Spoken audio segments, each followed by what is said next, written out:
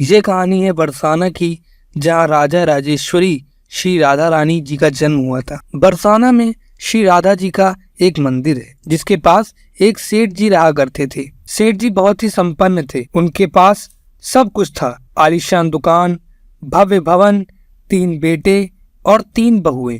सेठ जी यूं तो हर तरीके से साधन संपन्न थे, लेकिन फिर भी उनके मन में बड़ा दुख था।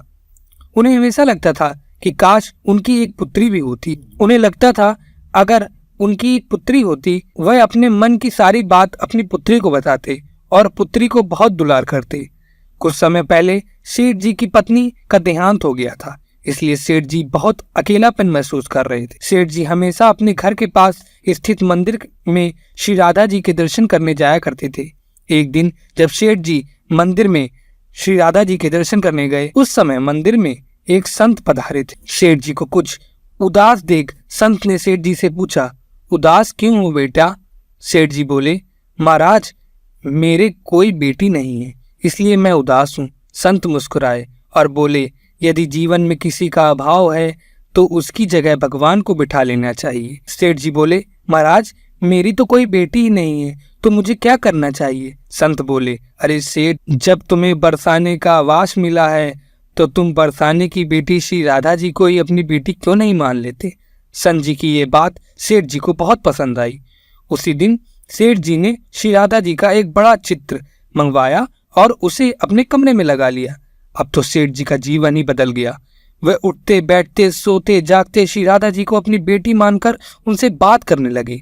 उन्हें अपनी पुत्री को हर बात बताने में बहुत आनंद आता था। सेठ जी की राधा जी में ऐसी लगन लगी, जब भी वे दुकान जाते तो श्री राधा रानी को भोग लगाकर प्रसाद पाकर ही जाते थे। शाम को लौटते तो राधा जी को प्रणाम करते, उनसे बातें करते और भोग लगाकर फिर प्रसाद ग्रहण करते और हर समय श्री राधे संकीर्तन किया करते। हर समय प्रसन्नचित रहा करते थे।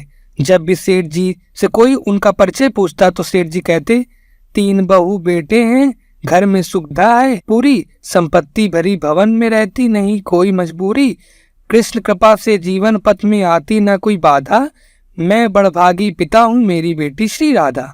एक दिन सेठ जी के घर में चूड़ी पहनाने वाली मणिहारिणी आई। तीनों बहुओं ने बारी बारी से जाकर मणिहारिणी से चूड़ियां पहन ली। श्री राधा जी को लगा कि आज हमारे पिताजी के घर में चूड़ी पहनाने वाली आई है, तो मैं भी जाकर चूड़ियां पहन लेती हूँ।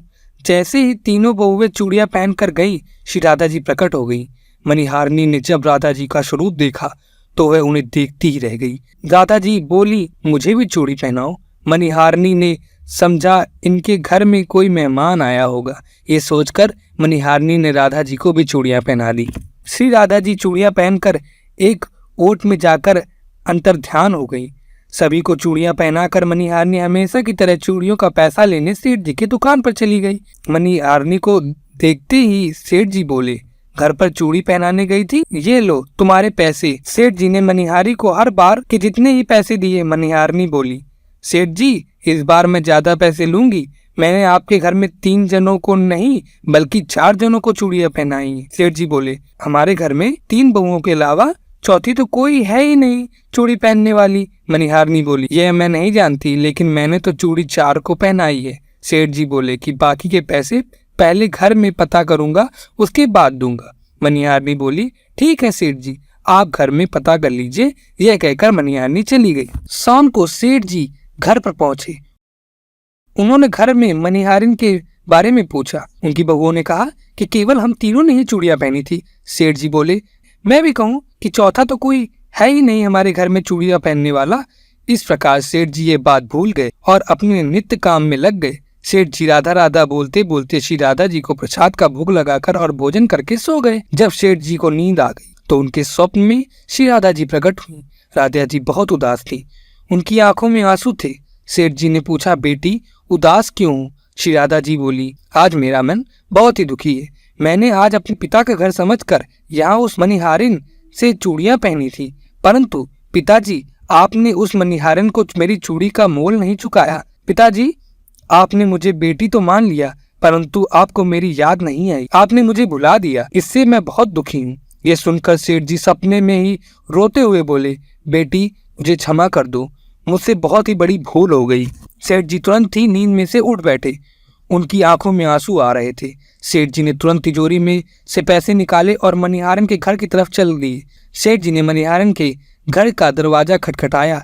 मणिहारन ने दरवाजा खोला। सेठ जी आप? इतनी रात को सेठ जी को अपने घर पर देखकर मणिहारन चौंक गई। सेठ जी के नेत्र में आंसू भरे हुए थे। सेठ जी बोले, तुम्हारे जैसा बड़भागी कोई नहीं है।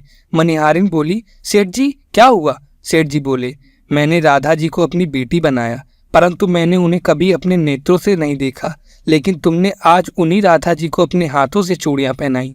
आज तुम्हारे जितना भाग्यशाली इस धरती पर कोई भी नहीं।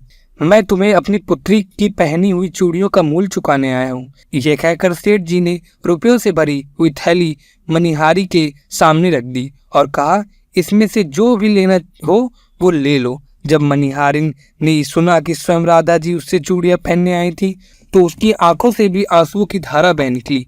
मणिहारिन बोली, सेठ जी मैं राधा रानी की चूड़ियों के पैसे आपसे कैसे ले सकती हूँ?